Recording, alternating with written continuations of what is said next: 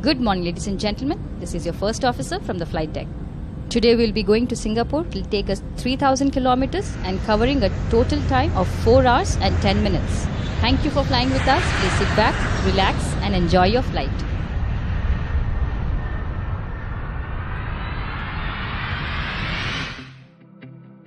Hi, my name is Aruna.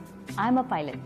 I work as a senior first officer in a reputed airline in India based out of Bangalore.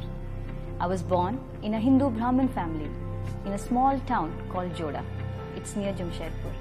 When I was 10 years old, on one Sunday calm morning, the loud noise of a helicopter descended, and from there arose my dream to be a pilot out of the dusk, literally.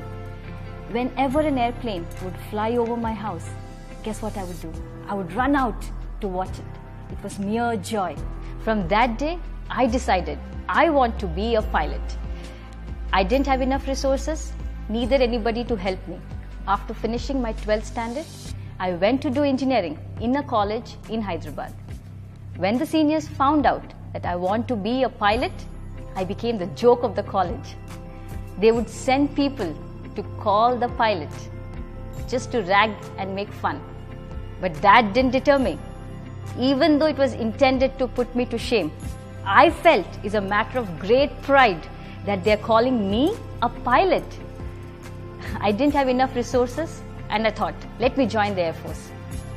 But to my utter disappointment, I had already crossed the age to apply. Unsure about my future, I came to Bangalore and joined a call center and worked there for 8 months. Then I got a job in IBM, where a dear friend of mine, Sophie, told me about Jesus. Though I liked the idea of having a relationship with a living God, I was very cautious. With my guard up, I attended a Christian retreat one weekend. To my surprise, I loved it, and I kept on attending week after week. One Sunday morning, they spoke about Jeremiah 29:11. That was the turning point of my life. The scripture says, "For I have plans to prosper you and not to harm you, to give you a hope and a future." I took a leap of faith and I quit IBM. And I decided once again to pursue my dream to be a pilot.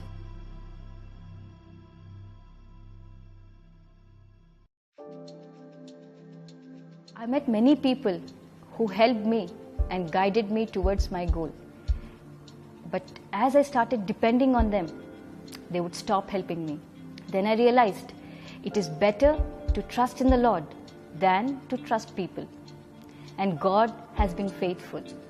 He helped me with a good flying school in Houston, Texas, with all my provisions taken care of. Many weeks later, I flew to the US. As crazy as it sounds, being fascinated with aircrafts all through my life, this is the first time I ever boarded an airplane. A week later, I started my flying on a Cessna 152, a beginner aircraft for all the flyers. Every aircraft which takes off has to land.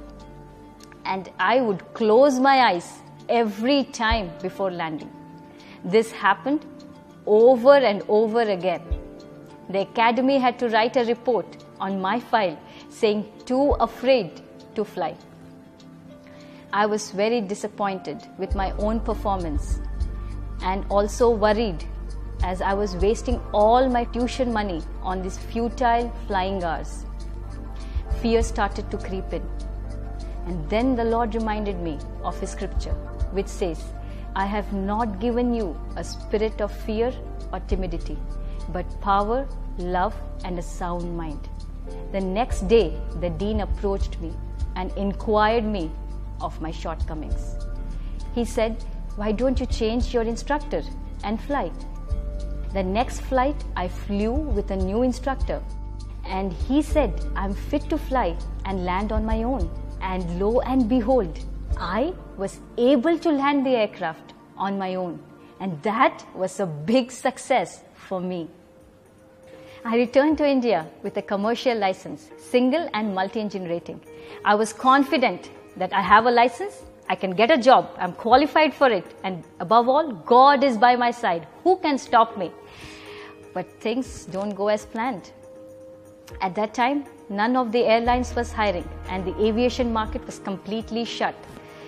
As I could not wait any longer, I had to pick up odd jobs to pay off my loan, which I had taken during flying.